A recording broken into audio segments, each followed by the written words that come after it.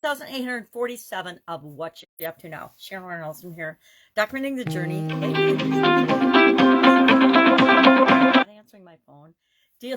Hanging with my 2-year-old granddaughter. She had a baby sister born yesterday, and we got to go see her in the hospital last night, which was awesome because when she was born, we weren't allowed to go to the hospital, and my daughter had a hard time with her and was in the hospital for like 5 days. This time she'll only be in about a day and a half.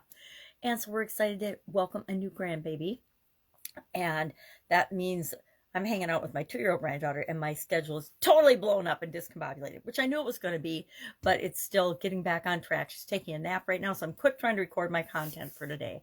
Now, today we talked about in Supersize Your Business, and I wore a funny clown filter that has this great big smiling from ear to ear, grinning from ear to ear mouth on it. And I thought, okay, I could do it for this video too. And I'm like, one is enough a day to look that crazy and ridiculous. Although my hair's kind of like that today anyway, from running after a 2-year-old. So what does it mean? Where does it come from? That's what we talk about in our Supersize Your Business group. We talk about different idioms, an idiom every day. I think I've done over 1,500 of them now, like 1,500 days in a row of different idioms. Repeated some, but for the most part different. And I usually find a different way of approaching it or a different perspective when I'm talking about it with respect to how do we build and grow and supersize our businesses, because that's what that group is all about.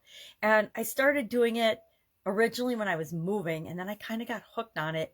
And it's kind of like doing impromptu. You get a topic, and then you have to talk about that topic and tie it to the group that it's for. And so to me, it's kind of a daily challenge to figure out, where does this idiom come from? What does it mean? And how could I use it to grow and build my business? Well, today, am I grinning?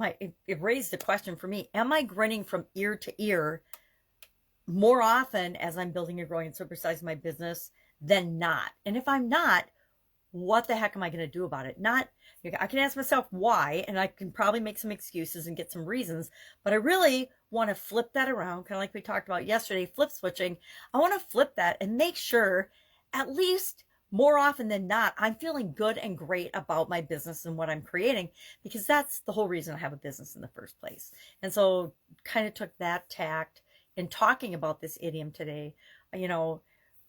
Am I feeling good about it, more good about my business than bad? Because I've been involved in businesses that I did not feel good about.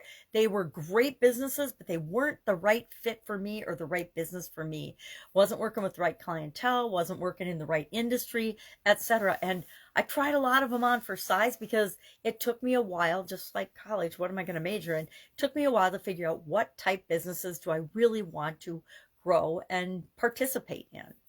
So that was our idiom for today. Our topic for this year's annual challenge, the Get Your Goals annual challenge, is emotional core values. We talked about core values last month, overall overarching core values.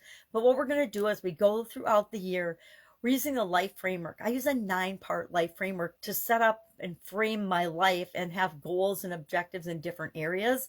And emotional is one of those areas. It's one we decided to talk about first because February is all about love to me and emotions. So I like to focus on emotional things in February and get them lined out for the rest of the year. And one of those things that we talk about every month now is core values. What are my core values in this specific life framework area? And so we're going to think about our core values today. If we need help with that, I shared a 6-step process to identify your core values in this specific area of your life.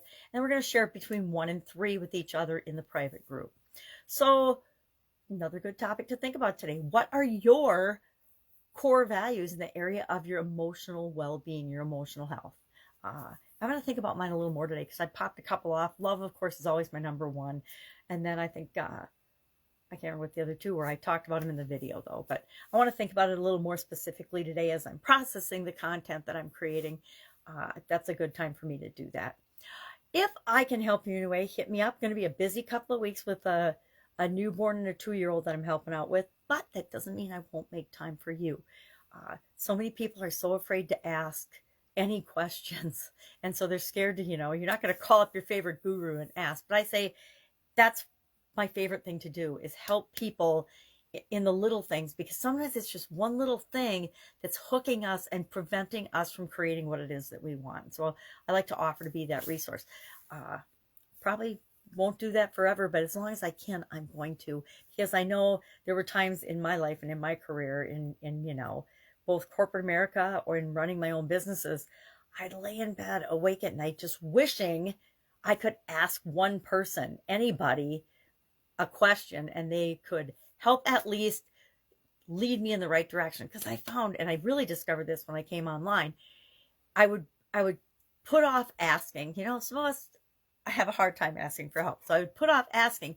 But as soon as I even just typed the question out into the world, before anybody could physically answer the answer that had been there all the time, I stopped blocking and I would let myself see it. And I would all of a sudden have the answer to the question I didn't need to ask anyone. All right, that's it. Have an amazing day. I'll, of course, be with you tomorrow.